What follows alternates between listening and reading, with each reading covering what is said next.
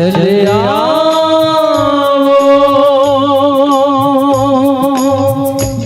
चले आओ,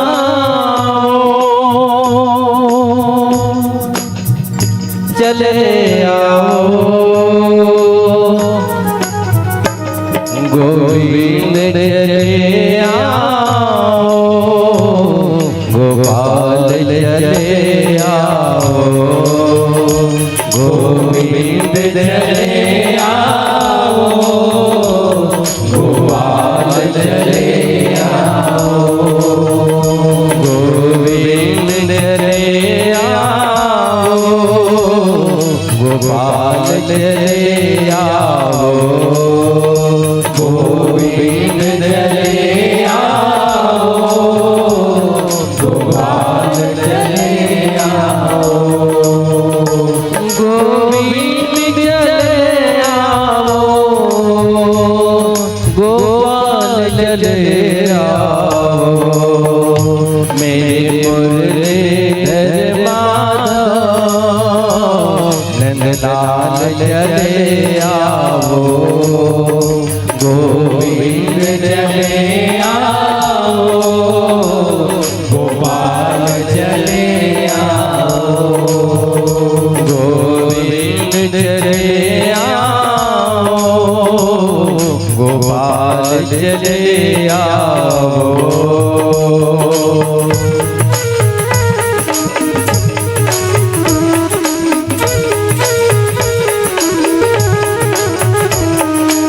दोनों हाथ ऊपर उठाकर पूरे भाव से बोले श्री राधे।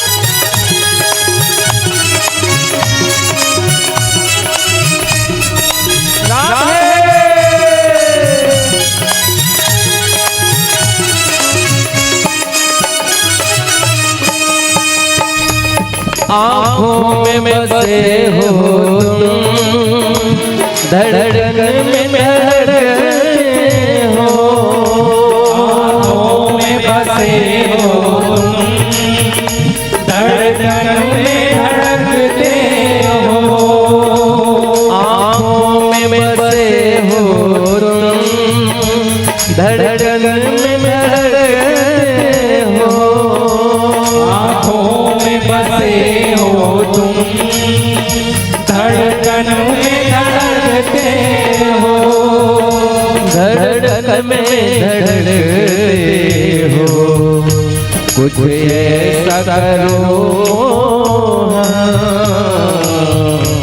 सांसों में समा जाओ, गोविंद चले आओ, गोपाल चले आओ, गोविंद चले आओ, गोपाल चले आओ।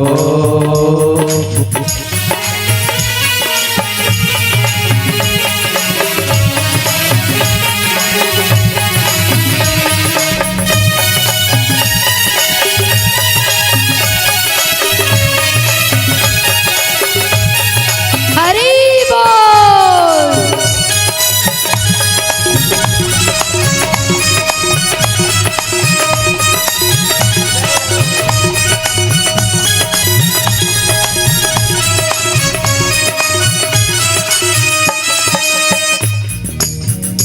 जब महाराज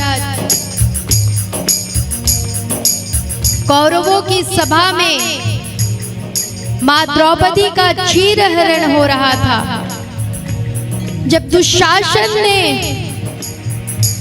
द्रौपदी जैसी याज्ञसेनी जैसी महान यज्ञ कन्या को केश पकड़कर खींचकर राज्य सभा में ले आया, विलाप कर रही है राजवधू द्रौपदी कि अरे दुष्ट, छोड़ मुझे, छोड़, मेरी अवस्था नहीं है राजभवन में जाने की। ऐसा अत्याचार मत कर, छोड़। तू जानता नहीं मेरे 5 शूरवीर पति हैं, तुझे उनसे कौन बचाएगा। फिर भी महाराज दुशासन को दया नहीं आई, घसीटते हुए अपनी ही भाभी को राजसभा में ले आया और दुर्योधन ने बड़े क्रूर शब्दों में कहा कि दुशासन, इसे निर्वस्त्र कर दो।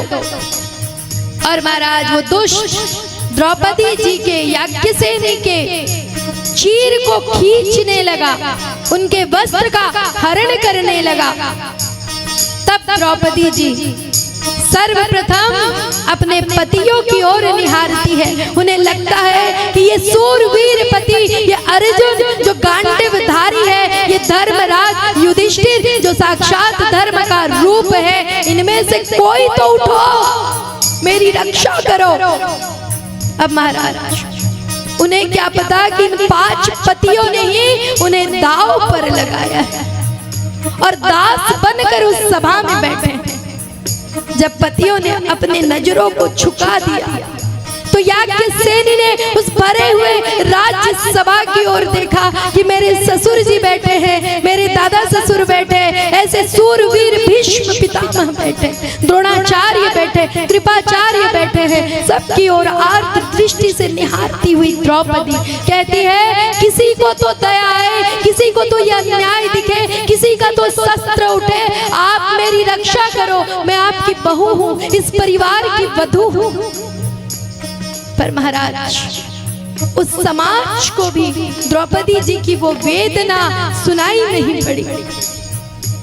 तब द्रौपदी ने देखा कि न पति काम आए न समाज काम आया, पर मैं तो याज्ञसेनी हूँ, साक्षात यज्ञ से प्रकटी हूँ, अपनी रक्षा स्वयं कर सकती हूँ। और द्रौपदी जी ने अपने पल्लू को अपने दांत में दबाया और उन्हें लगा मैं अपनी रक्षा खुद कर लूंगी।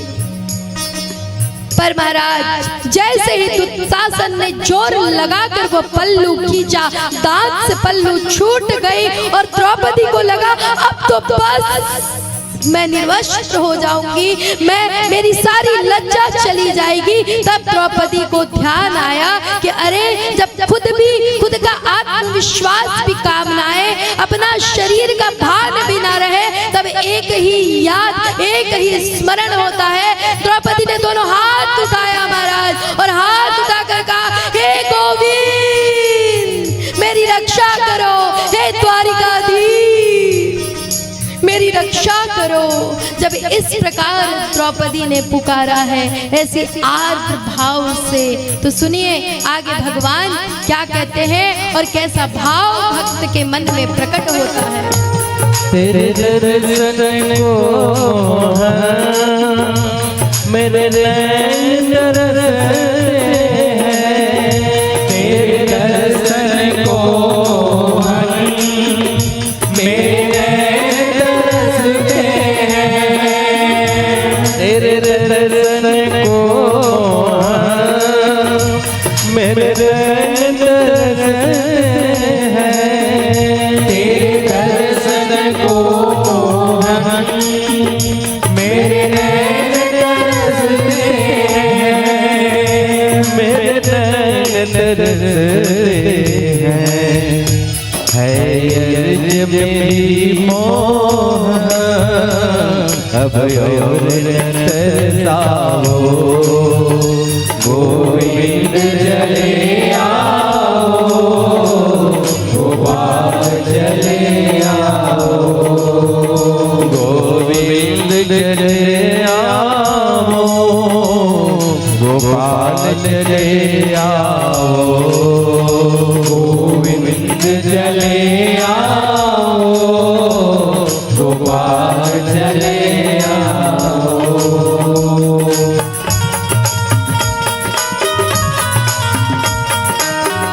आप सभी दोनों हाथ उठाकर पुकारिए ठाकुर जी को, हरि बोल।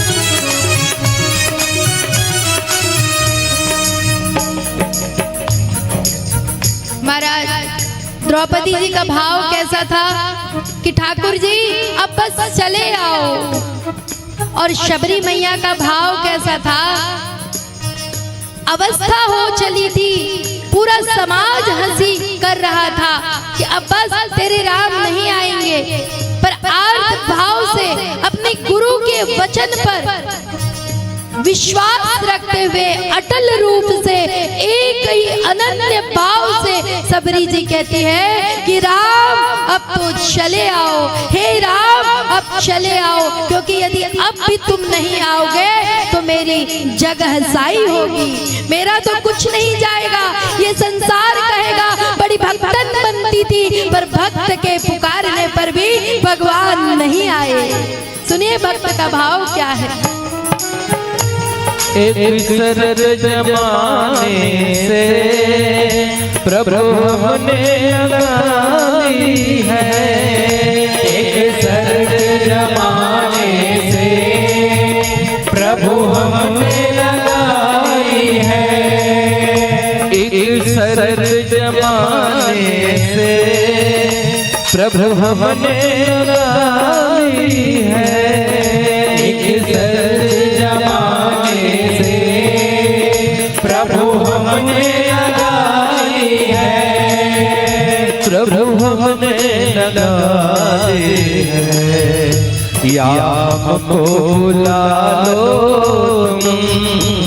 या खुद गिर आओ, गोविंद चले आओ, गोपाल चले आओ, गोविंद चले आओ, गोपाल चले आओ, गोविंद चले आओ, गोपाल चले आओ, गोविंद चले आओ। पुकारिए, आप सब भी पुकारिए, दोनों हाथ ऊपर उठाकर श्री राधे।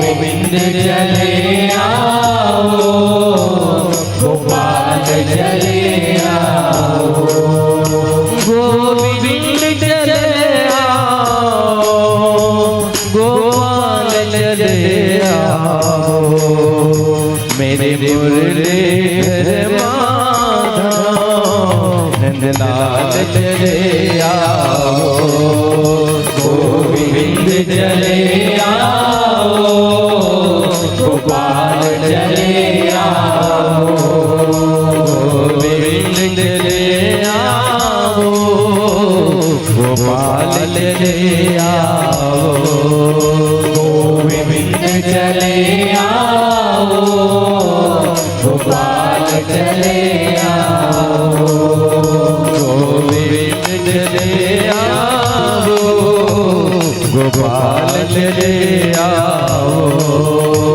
गोविंद चले आओ, गोपाल चले आओ, गोविंद चले आओ,